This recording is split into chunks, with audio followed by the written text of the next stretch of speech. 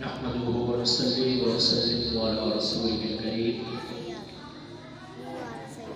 أما بعد فأعوذ بالله من الشيطان الرجيم بسم الله الرحمن الرحيم سبحان الذي أسرى بعبده ليلا من المسجد الحرام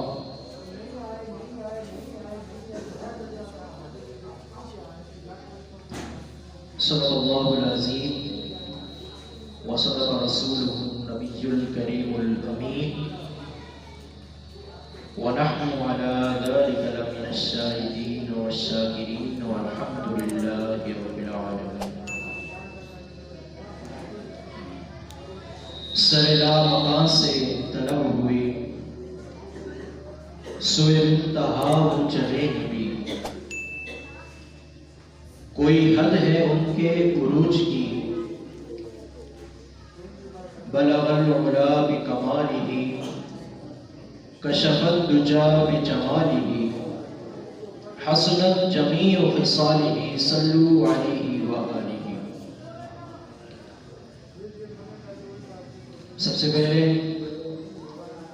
آقا کریم علیہ السلام کی بارگاہ مقدسہ میں اکبر احتراما محبتا عقیدتا درود و سلام کا نذرانہ مل کر پیش کریں. الصلاۃ والسلام علیک یا رسول اللہ، الصلاۃ والسلام علیک یا حبیب اللہ،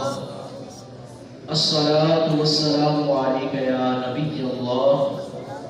وعلی آلک واصحابک یا رحمۃ للعالمین. اللہ رب العزت کی حمد و ثنا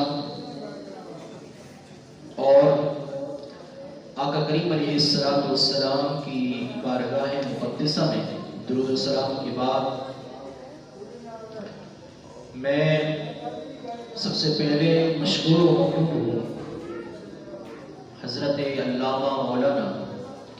ابو طیب دلاور علی سعیدی صاحب کا، جو کہ میرے محسن بھی ہیں، مربی بھی ہیں، اور ہمارا جو تعلق ہے وہ بھائیوں والا، اور ان کی خاص کر مجھ پہ بڑی شفقت ہے، محبت ہے. اللہ رب العزت اس محبت کو ہمیشہ قائم و دائم رکھے، اور اللہ رب العزت ان کے علم میں، عمر میں، عمل میں اضافہ در اضافہ فرمائے. سامعین ذی وقار، یقیناً آپ احباب نے معراج النبی صلی اللہ علیہ وسلم کے حوالے سے بہت کچھ گفت و شنید کی ہوگی، اور میں یہاں پر نہ تو کوئی خطیب ہوں نہ کوئی بڑا عالم کہ یہاں پر خطاب کے لیے آ گیا ہوں. کچھ باتیں ہیں میں آپ کے سامنے اپنی گفتگو میں رکھوں گا،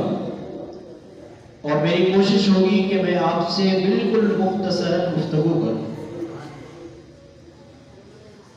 سامعین ذی وقار، معراج النبی صلی اللہ تعالی علیہ وسلم آقا کریم علیہ السلام کا عظیم الشان معجزہ ہے. یہ ایسا معجزہ ہے کہ یہ آقا کریم علیہ السلام کی شان، مقام، بلندی، رفعت، برتری بیان کرتا ہے. میں نے آپ حضرات کے سامنے مشہور و معروف آیت مبارکہ پڑھی جو کہ واقعہ معراج کے حوالے سے ہے. اللہ رب العزت ارشاد فرماتا ہے، سبحان الذی اسری بعبدہ لیلا من المسجد الحرام الی المسجد الاقصی. پاک ہے وہ ذات جس نے سیر کرائی اپنے بندے کو مسجد حرام سے مسجد حصہ تھا۔ اس آیت مبارکہ میں اللہ رب العزت نے حضور جانے جانا صلی اللہ تعالی علیہ وسلم کی شان، مقام، بلندی، مرتبہ، رفعت بیان فرمائی ہے۔ اس آیت مبارکہ میں اللہ رب العزت نے ایک ایسی چیز بیان فرمائی جو حضور علیہ السلام کی شان کو سب سے نمایاں کرتی ہے۔ سوال یہ پیدا ہوتا ہے کہ جب اللہ رب العزت نے اس آیت مبارکہ میں حضور علیہ السلام کی شان کو بیان کرنا ہی تھا، مقام کو بیان کرنا ہی تھا، حضور علیہ السلام کی بلندی کو بیان کرنا تھا، تو پھر اللہ رب العزت نے سبحان الذی کیوں فرمایا؟ اپنی بزرگی، اپنی برتری، اپنی رفعت کیوں بیان فرمائی؟ ذرا توجہ طلب بات ہے، آپ کہیں کوئی کتاب خریدنے جاتے ہیں، جب آپ کوئی کتاب خریدنے جاتے ہیں تو سب سے پہلے آپ اس کتاب کے اوپر جو عنوان لکھا ہوتا ہے آپ وہ عنوان دیکھتے ہیں۔ اگر وہ عنوان جو اس کتاب کے اوپر لکھا ہوتا ہے اگر وہ آپ کو پسند آ جاتا ہے تو وہ آپ کتاب خرید لیتے ہیں۔ یہ دنیا کا اصول ہے کہ نہیں؟ آپ وہ کتاب خرید لیتے ہیں اگر آپ کو عنوان اچھا لگتا ہے۔ اب قرآن مجید میں آگے چلیے، جب اللہ رب العزت نے صحابہ کرام کا ذکر خیر کرنا چاہا، صحابہ کرام کے کردار و معیار پر بات کرنی چاہیے، تو اللہ رب العزت نے ابتدا کی محمد رسول اللہ والذین معہ اشداء علی الکفار رحماء بینہم۔ تو آپ کو ایک بات سمجھ آ جانی چاہیے کہ اللہ رب العزت ارشاد فرما رہا ہے، اے حبیب، جہاں آپ کے صحابہ کی تعریف کرنی ہوگی وہاں عنوان آپ کی ذات ہوگی، جہاں پر آپ کی تعریف کرنی ہوگی وہاں پر عنوان میری ذات ہے۔ کہ اللہ رب العزت نے جب صحابہ کرام کا ذکر خیر فرمایا تو عنوان حضور کی ذات محمد رسول اللہ، تو پھر جب اللہ رب العزت نے حضور کی تعریف کرنی چاہیے تو فرمایا سبحان الذی اسریٰ بعبدہ، پاک ہے وہ ذات جس نے سیر کرائی اپنے بندے کو۔ سامعین سے وقت دو چیزیں، ایک میلاد ہے اور ایک معراج ہے۔ اگر اس فلسفے کو سمجھا جائے تو وہ کچھ اس طرح ہے کہ جب حضور جانے جانا صلی اللہ تعالی علیہ وسلم اپنے دنیا کے مخلوق خدا کی بہتری کے لیے زمین پر تشریف لائے تو وہ میلاد بنتا ہے۔ جب مخلوق خدا کی بہتری کے لیے زمین پر تشریف لائے تو میلاد بنتا ہے۔ جب حبیب علیہ السلام اپنے غلاموں کی بخشش کے لیے، مغفرت کے لیے عرش پر تشریف لائے تو پھر معراج بنتا ہے۔ یہ سادہ سا اصول ہے کہ حضور علیہ السلام دنیا میں تشریف لائے اپنی امت کی بگڑی بنانے کے لیے، تو اس کو ہم نے میلاد کہا۔ جب حضور علیہ السلام اپنے غلاموں کی بخشش کے لیے عرش پر تشریف لے گئے تو ہم نے اس کو معراج کہا۔ اور سنی ہوتا ہی وہی ہے کہ جو میلاد بھی منائے اور معراج بھی منائے۔ سامعین سے وقت معراج النبی صلی اللہ علیہ وسلم کی شب حضور علیہ السلام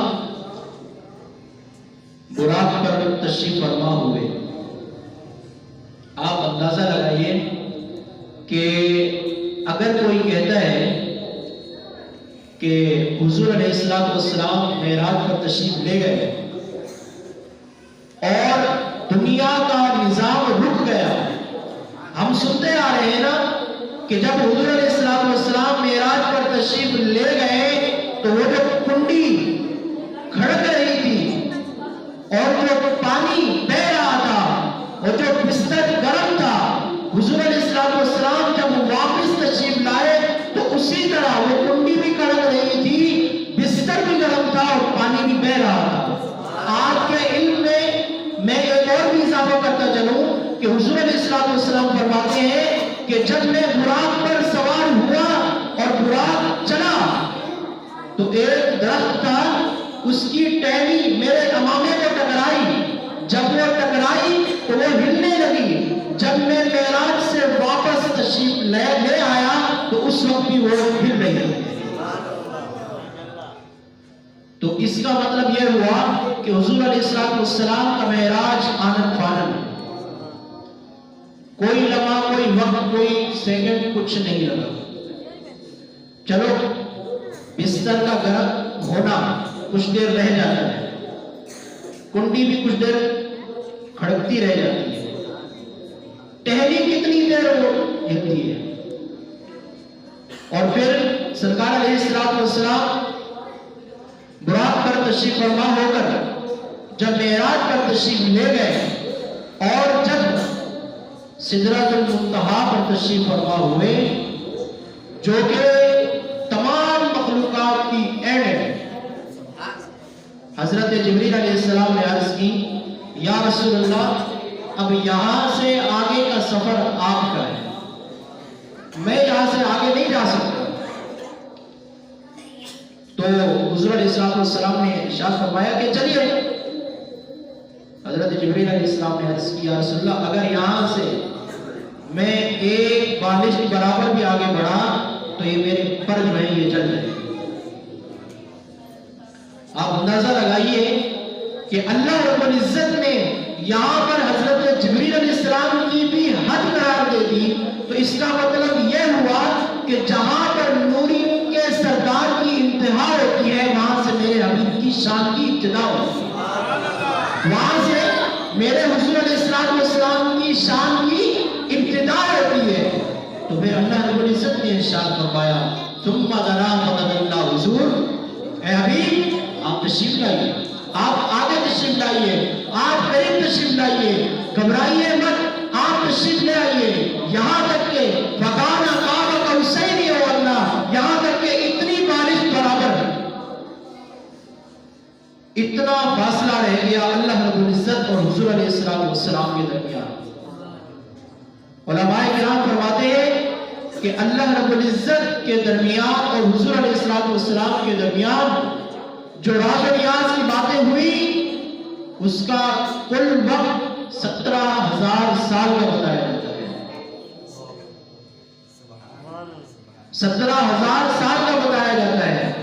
اور پھر کوئی یہ کہے کہ جب حضور علیہ السلام معراج پر تشریف لے گئے تو دنیا کا نظام رک گیا، تھم گیا، تو یہ کیسے ہو؟ تو پھر اعلیٰ حضرت ارشاد فرماتے ہیں وہ ایسے ہے کہ یہ جو آپ کے سامنے گھڑی لگی ہوئی ہے یا یہ گھڑی ہے،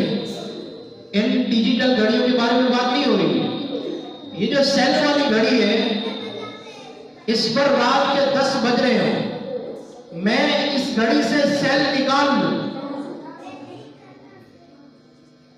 میں اس گھڑی سے سیل نکال لوں اور پھر 10 سال بعد اس گھڑی میں سیل ڈالوں تو مجھے بتائیں کہ کس ٹائم سے شروع ہوئی ہے؟ ایسا ہے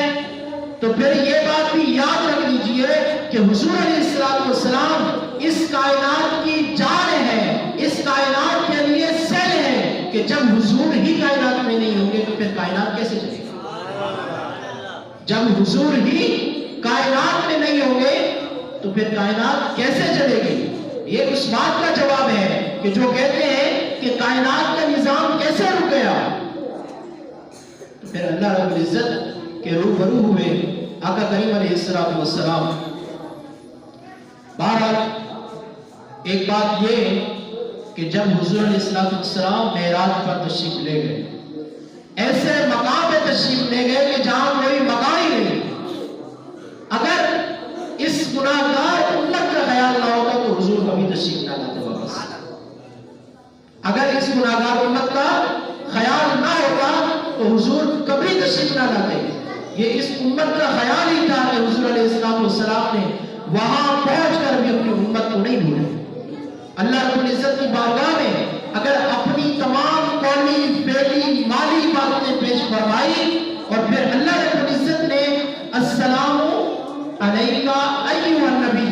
ارشاد فرمایا تو پھر اللہ آقا کریم علیہ السلام نے بھی عرض کی کہ السلام علینا وعلی عباد اللہ الصالحین. یعنی کہ حضور علیہ السلام بھی اپنی امت کو نہیں بھولے. اور امت کہاں بھولے بیٹھی ہے؟ یاد رکھیں کہ جب اللہ رب العزت کی طرف سے حضور علیہ السلام کو تحفہ ملا نمازوں کا، اور جب آپ لے کر واپس آئے اور چوتھے آسمان پر حضرت موسیٰ علیہ السلام سے ملاقات ہوئی تو موسیٰ علیہ السلام نے پوچھا کہ آپ کو اللہ کی طرف سے کیا تحفہ ملا ہے؟ تو حضور علیہ السلام نے ارشاد فرمایا کہ 50 نمازیں. حضرت موسیٰ علیہ السلام نے فرمایا کہ 50 نمازیں آپ کی امت نہیں ادا کر سکے گی. حضور واپس تشریف لے گئے، کمی کروائی، پھر کوئی معاملہ، پھر کمی فرمائی.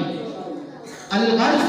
کہ 5 نمازیں رہ گئی. اللہ رب العزت نے ارشاد فرمایا کہ آپ کی امت پڑھے گی 5 نمازیں، ثواب مجھے 50 کا ملے گا.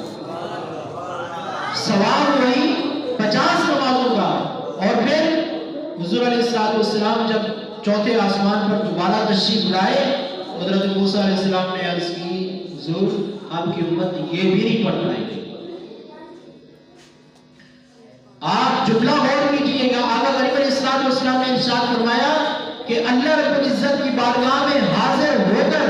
اب نمازوں میں کمی کرانے سے مجھے حیا آتی ہے.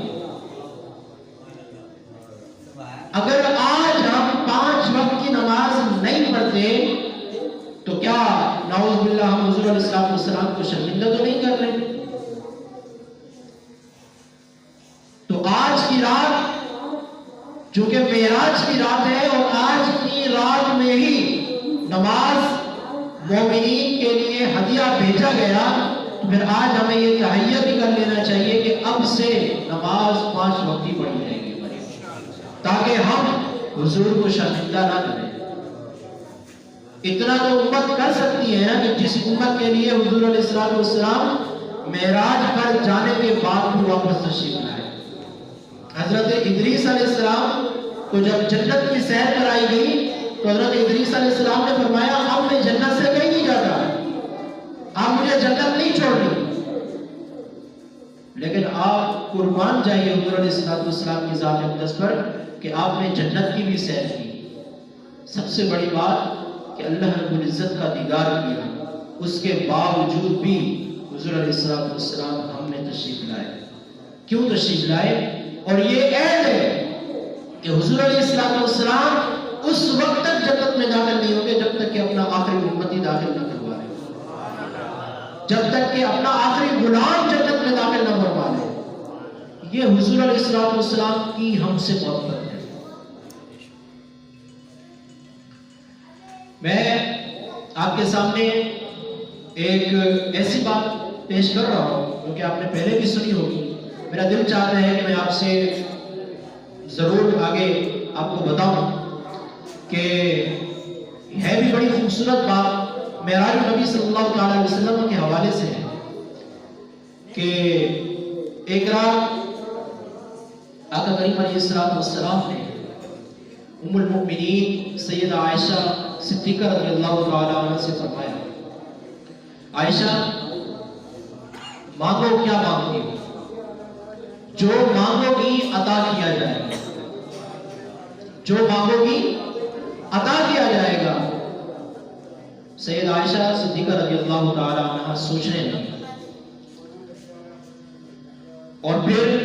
جب کوئی ایسی بات سوچ میں نہ آئی تو آپ دوڑی اپنے ابا جان کی بارگاہ میں، سیدنا صدیق اکبر کی بارگاہ میں کہ ابا جان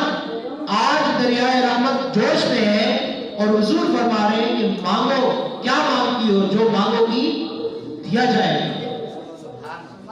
تو پھر سیدنا صدیق اکبر رضی اللہ تعالیٰ عنہ یار غار، یار مزار، راز جاننے والے سیدنا صدیق اکبر رضی اللہ تعالیٰ عنہ نے ارشاد فرمایا بیٹی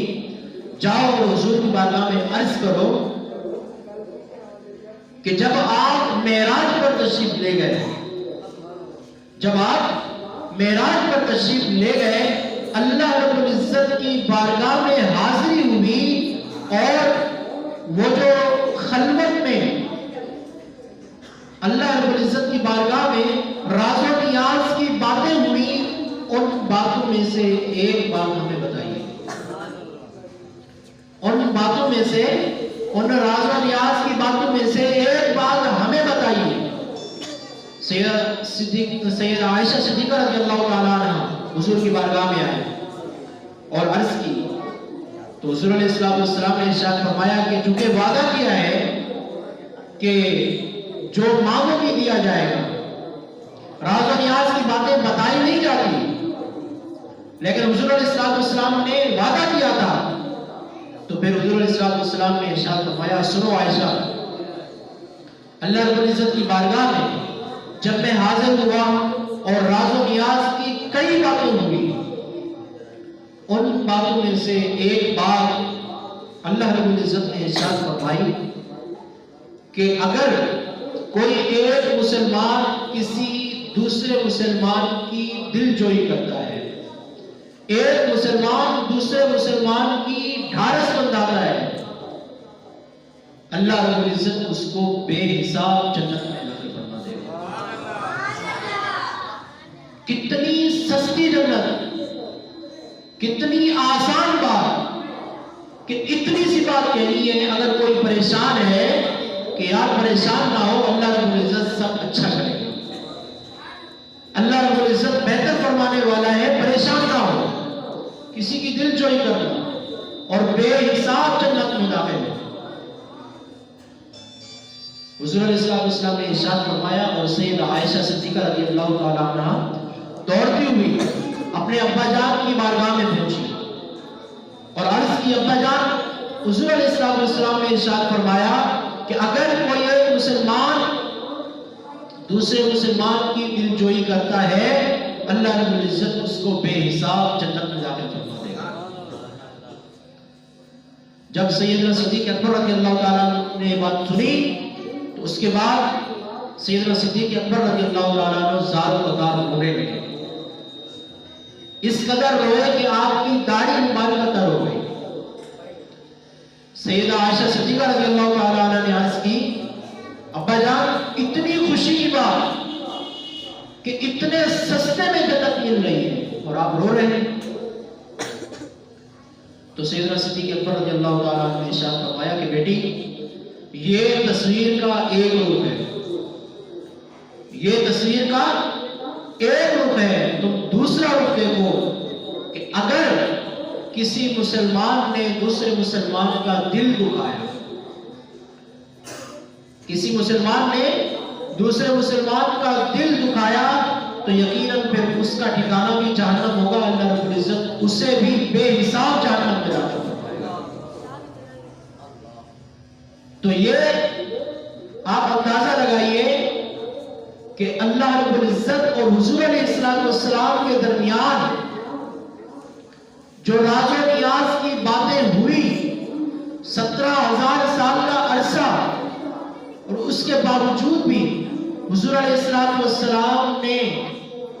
یہ مومن کے بارے میں یہ ارشاد فرمایا، مومن کے دل کے بارے میں، یعنی کہ مومن کے دل کی اتنی اہمیت، باتیں تو بہت ساری ہوئی لیکن حضور علیہ السلام نے یہ بات کیوں بتائی؟ اس کا مطلب یہ ہوا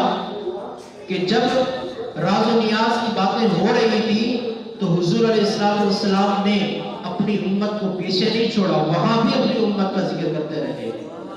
وہاں بھی اللہ رب العزت سے اپنی امت کے لیے مانگتے رہے۔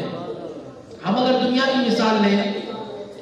بڑی چھوٹی سی مثال ہے، بڑی مثال نہیں ہے، سمجھانے کے لیے ایک بات ہے کہ اگر صدر اور وزیر اعظم دونوں اکیلے بیٹھے ہوں اور وہاں پر کسی تیسرے کا ذکر کیا جا رہا ہو، بار بار کسی تیسرے کا ذکر کیا جا رہا ہو، تو اس کا مطلب یہ ہوا کہ اس تیسرے کی اہمیت ان دو کے دل میں بہت زیادہ ہے۔ اس کا مطلب یہ ہوا کہ اللہ رب العزت کی بارگاہ میں اور حضور علیہ السلام کی بارگاہ میں مومن کے دل کی بڑی اہمیت ہے۔ تو سامعین عزیز وقار، آج اس بات کا بھی تحیہ کیجئے کہ ہم کسی مومن کا دل نہیں دکھائیں گے۔ اگر کسی کا دل دکھایا ہے تو اس سے معافی مانگیں کہ یہ حضور علیہ السلام کا امتی ہے، جس طرح میرے لیے حضور علیہ السلام نے رو رو کر دعائیں مانگی ہیں، اس کے لیے بھی مانگی ہیں۔ اگر ہمارے دل کے اندر یہ نیت آ جائے کہ جیسے میں حضور کا امتی ہوں، یہ بھی حضور کا امتی ہے، اور اپنے دل میں جس کے لیے ضد ہے، انا ہے، اس کو ختم کر دیں۔ بہرحال معراج مصطفیٰ صلی اللہ تعالی علیہ وسلم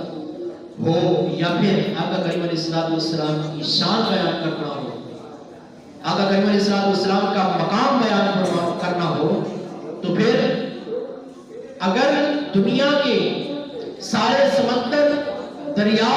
ان سب کی سیاہی بنائی جائے اور دنیا کے تمام درختوں کے قلم بنائے جائیں، تو تب بھی حضور کی تعریف مکمل نہیں ہو سکتی، حضور کی شان کو بیان نہیں کیا جا سکتا، حضور کا مقام بیان نہیں کیا جا سکتا۔ تو آج کی رات، اس بابرکت رات میں یہ دو باتوں کا تحیہ کر لیں۔ پہلی بات کہ معراج کا جو سب سے بڑا سبب اور حضور علیہ السلام کو جو تحفہ دیا گیا وہ نماز ہے، اس نماز کو ہم نہیں چھوڑیں گے۔ 5 وقت نماز باجماعت ادا کریں گے، اور دوسری بات کہ ہم کسی مسلمان مومن کا دل نہیں دکھائیں گے، اپنی طرف سے کوشش کریں گے کہ کسی مسلمان مومن کا دل نہ دکھائیں۔ میں اپنی اس گفتگو کا اختتام اس شعر سے کرنا چاہوں گا کہ تیرے تو وصف عیب تناہی سے ہے بری، تیرے تو وصف عیب تناہی سے ہے بری، حیران میرے شاہ کیا کیا کہوں تجھے، آمین آمین وآخر دعوانا